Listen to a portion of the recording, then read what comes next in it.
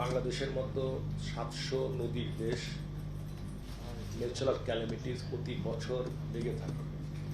সেখানে বিদ্যুৎ জ্বালানি ঠিকমতো নির্বিচ্ছিন্ন রাখা একটা বড় চ্যালেঞ্জ। আর আমাদের মতো দেশে এখানে অর্থের কিছুটা ঘাটতি থাকে সবসময়, সেই জায়গাতে রাত দিন কাজ করাটাই অসম্ভব হয়ে যায়।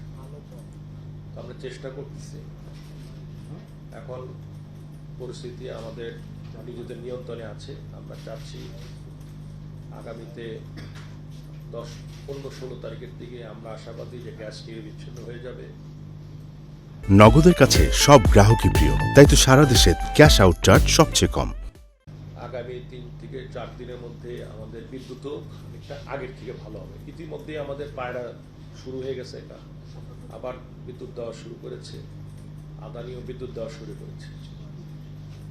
এবং আরেকটা বড় বিষয় আপনারা জানেন, বিদ্যুতের উৎপাদন ব্যয় এবং বিদ্যুতের যে দামে আমরা বিক্রি করি তার মধ্যে একটা বড় ফারাক রয়ে গেছে। বিশেষ করে এবার ডলারের দামের তারতম্যের কারণে কিন্তু ফারাকটা আরো বেড়ে গেছে।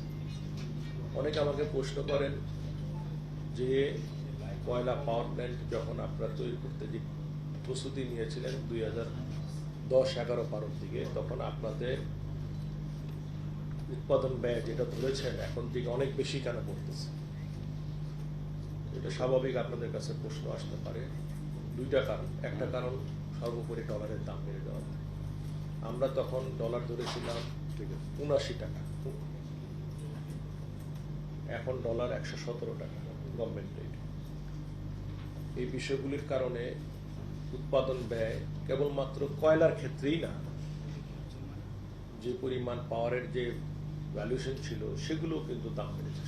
সব কষ্টের মধ্যে আসে এবং সেই উৎপাদিত বিদ্যুৎ ট্রান্সমিশন নিয়ে আসলে স্বাভাবিকভাবে সেখানেও দাম বাড়ছে। সর্বোপরি সবকিছুর মধ্যে এটা এফেক্ট আসছে। তাও আমরা সরকার প্রায় 50% মতো ভর্তুকি দিয়ে থাকেন বিদ্যুতের ক্ষেত্রে। এটা একটা চলমান প্রক্রিয়া। আমরা আস্তে আস্তে এখান থেকে বেরিয়ে আসতে চাই, কিন্তু আমাদের একটা জিনিস হবে স্থিতিশীল রাখতে হবে অর্থনীতির অবস্থাটা। এটাই আমাদের বিষয়, যেটা আমাদের হাতে না, যেহেতু আমি বললাম অর্থনীতির যে অবস্থাটা চলছে মোটামুটি এখন একটু ভালোর দিকে। আমরা আশাবাদী যে আগামী 2-1 বছরের মধ্যে আমরা আরো ভালো করতে পারবো।